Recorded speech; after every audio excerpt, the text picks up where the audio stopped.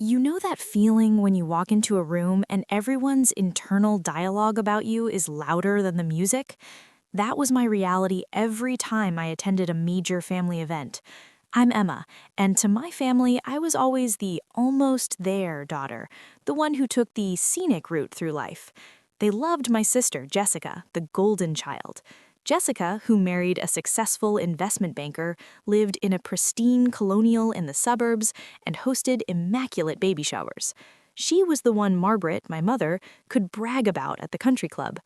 I, on the other hand, was the one who refused the corporate ladder, the one who moved into a slightly run-down apartment in the city to launch my own tech startup.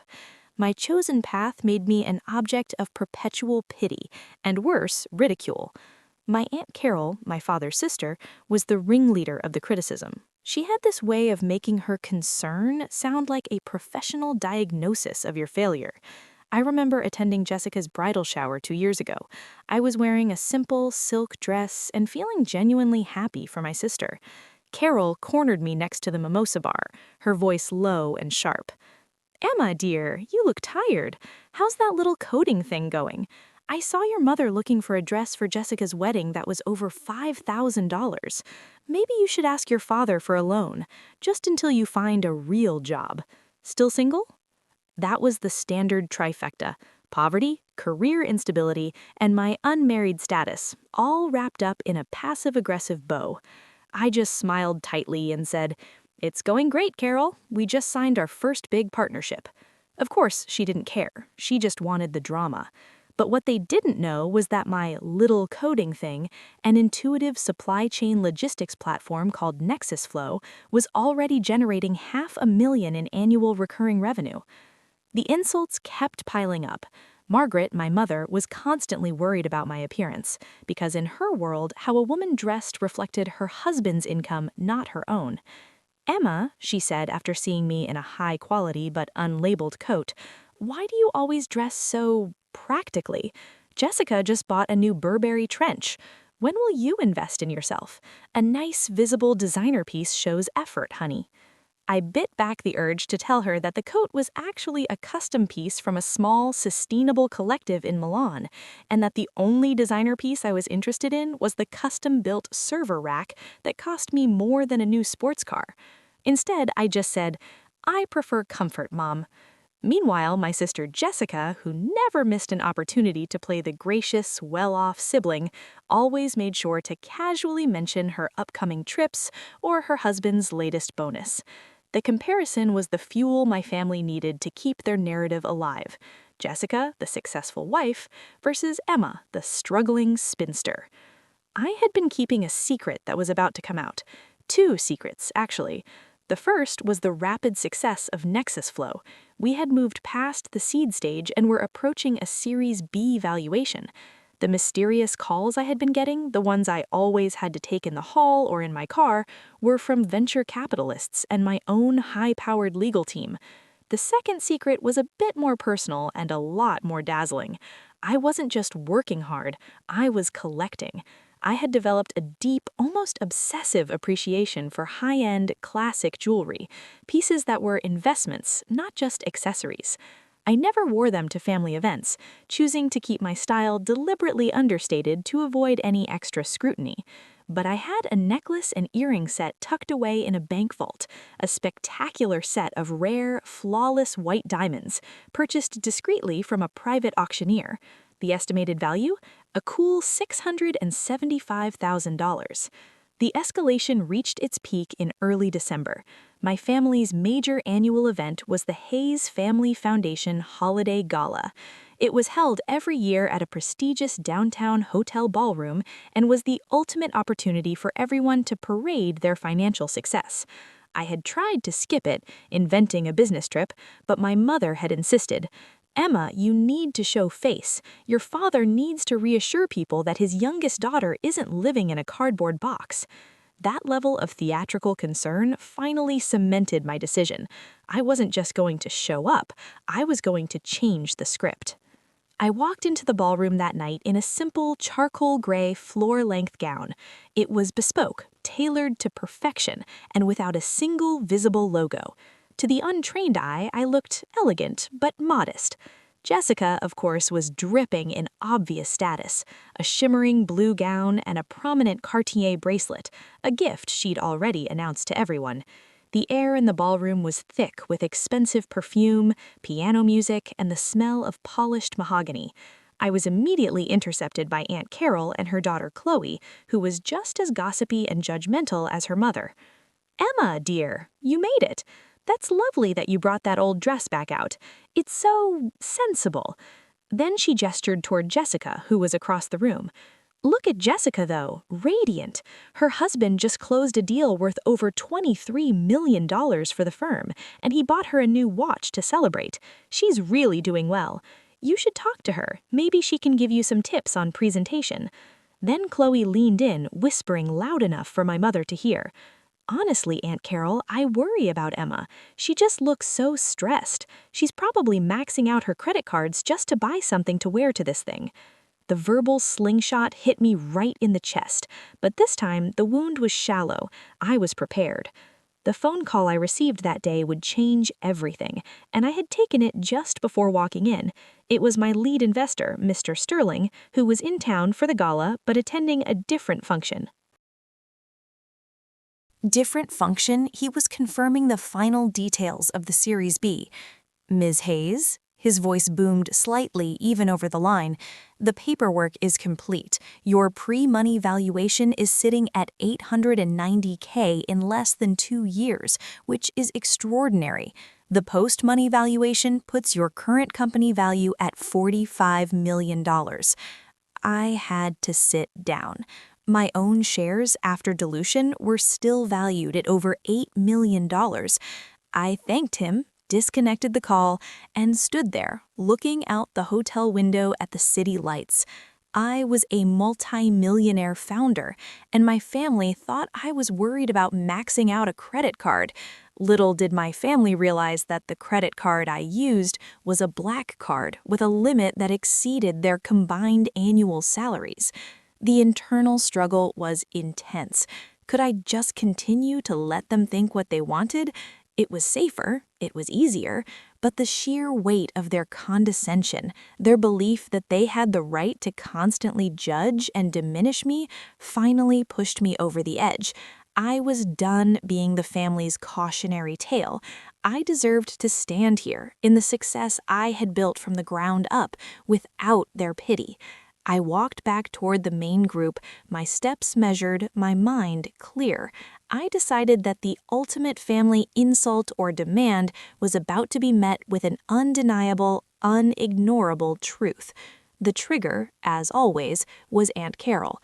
The gala was winding down and my parents were making their rounds. Carol was talking to a distant relative, a man named Roger who was known for his conservative investments and his judgmental opinions.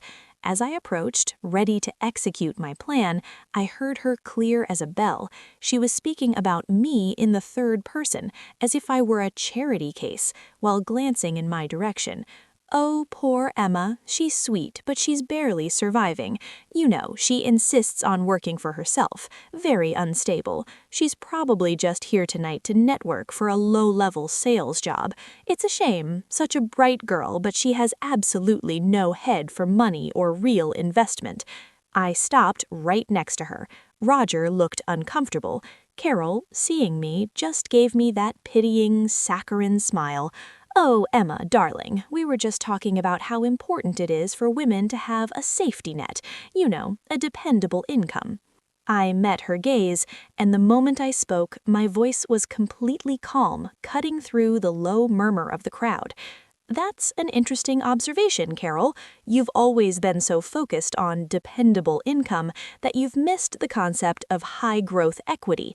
She frowned, sensing the shift in my tone. "I don't know what you mean, dear." "I mean," I continued, taking a slow, deep breath, "that I am not barely surviving. I own a majority stake in a tech company called Nexus Flow. We closed our Series B funding round this afternoon. The current company valuation is $45 million. Now the silence was palpable. Not just the family's silence, but the silence of everyone within earshot. Jessica and my mother stared, mouths slightly agape. Carol's face went slack. What are you talking about, Emma? That little logistics site? You're exaggerating, surely. I'm not, I said, a faint, confident smile touching my lips. I can show you the paperwork. My lawyer, Mr. Davies, emailed the final valuation documents earlier. My personal stake in the company is valued at over $8 million after vesting. Hardly, barely surviving, wouldn't you say? I then reached up, my hand going to my neck. I looked directly at Carol, letting her absorb the shock of the $45 million valuation. Then, slowly, deliberately, I unhooked the clasp of the charcoal gown. I didn't take the dress off, of course, but I moved the neckline aside just enough to allow the light of the ballroom chandelier to hit the single most dazzling piece of jewelry I owned. I had been wearing it all night, hidden against my skin. It was the centerpiece of my collection, an antique 3-row graded Riviere necklace of flawless white diamonds, perfectly matched with a total weight of over 30 carats. I let it drape and glitter over the dark fabric. I didn't need to say a word. I just raised a hand to my ear where the matching diamond solitaire earrings, large and blindingly brilliant, caught the light. I do have a head for investment, Carol, I said softly, my voice carrying the weight of the millions I owned. And sometimes I like to wear my investments. For instance, this necklace and earring set. I paused, letting the diamonds speak for themselves. My private broker estimated its current replacement value at $675K. The effect was instantaneous and staggering. My sister, Jessica, actually gasped and took a step back, her hand fluttering near her own comparatively modest bracelet. My mother, Margaret, stared at the diamonds with an expression of mingled awe and horror. She didn't look at me, she looked at the necklace, recognizing instantly that this was a level of wealth and quality that far surpassed anything in her own jewelry docks. What happened next left them speechless. Roger, the relative Carol had been trying to impress, leaned in, his eyes wide with professional admiration. Good heavens, Emma, those are flawless stones, I'd bet. A magnificent investment. Congratulations on the Series B. I've heard whispers about Nexus Flow. He shook my hand with genuine respect, completely bypassing Carol. The family's staged reaction began immediately. Disbelief turned to shock, then panic. My mother rushed over, trying to physically position herself next to me, beaming with a forced, manic pride. My daughter, my brilliant daughter! Carol, can you believe this? I always knew she had it in her. She reached out to touch the diamonds, and I subtly shifted away.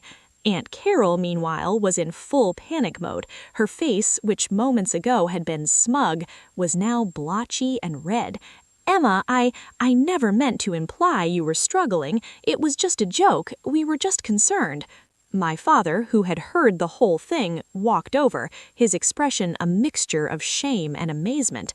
Emma, why didn't you tell us? We could have celebrated. We could have helped you. Helped me how, Dad? I asked gently but firmly. By telling me to settle down? By making sure I knew my sister was better off? You all built a narrative where I was the family beggar and Jessica was the golden goose. I needed the space and the peace to build my company. Frankly, your constant judgment was exhausting. I chose to hide my success not out of malice, but out of self-preservation. The rest of the evening was a masterclass in awkward damage control. Jessica tried to launch into a discussion about my investment portfolio, suddenly using all the correct terms. Carol tried to hug me and offer a clumsy, insincere apology, saying, "You know I love you, Emma, it was just an observation." I smiled, a genuine, peaceful smile that held no cruelty. I let them apologize, but I didn't give them absolution. I didn't need their forgiveness. I needed their respect, and I had just earned it tenfold. As the gala finally ended, I turned to my mother and laid down my boundaries, the diamond necklace sparkling brilliantly under the exit lights. Mom, this level of success means my time is extremely valuable. I will not be attending any event where my single status, my career choice, or my wardrobe is the subject of family gossip or pity. The narrative of the struggling artist ends tonight. If you want a relationship with me, you need to engage with the person I actually am, a successful founder and investor, not the version you created in your heads. I left the holiday gala and stepped out into the crisp winter air. I hailed a cab, letting the warmth of my cashmere coat and the weight of the $675,000 diamonds against my skin remind me of the quiet power I now wielded. I was a multi-millionaire, the true financial star of the family, and they had only just found out. The secret wealth was no longer a secret, but the peace and confidence I had gained were the real treasure. I didn't need their validation. I had my own. I went back to my life, focused on my company, my investments, and the thrilling knowledge that I was the one wearing the crown, built entirely by my own two hands.